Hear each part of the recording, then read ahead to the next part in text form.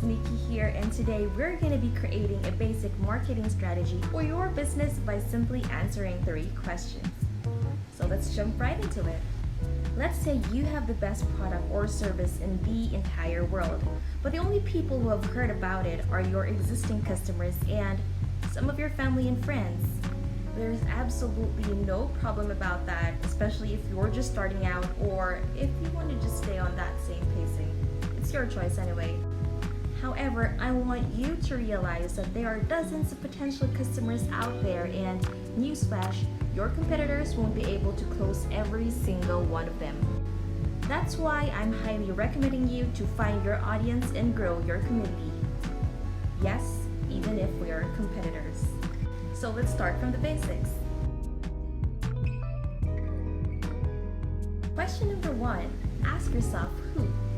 Who is my product or services for? Now I want you to really take the time to think about it because this can get tricky. Basic yet tricky. Let me give you an example. Let's say I am to market our clinic's stroke rehab program, and if I ask you who, you'd probably say seniors because, well, majority of our patients are 60 and up. But no, it's actually their kids, usually in their 40s or 50s. That's why in answering this type of question, it is very important to consider all angles. Another example, if you offer dance lessons for toddlers, your who isn't the toddlers, but it's their moms, usually age 30 up. So why is it important to identify the who again? Because the message that you're using in closing deals with 7-year-olds won't work in closing deals with, let's say, 37-year-old moms. Adjust your communication style so that your message would come across as clear and impactful as possible to your who's. Now let's move on to question number 2 for a basic marketing strategy. Now that we have our who figured out, let's ask ourselves where. Where the hell can we find them? Since I'm using my own experience as an example here, my answer to that question is where else but in the internet. Why do we need to ask where? It is for us to be there and get them where they're at. As an entrepreneur, it is important to be this proactive.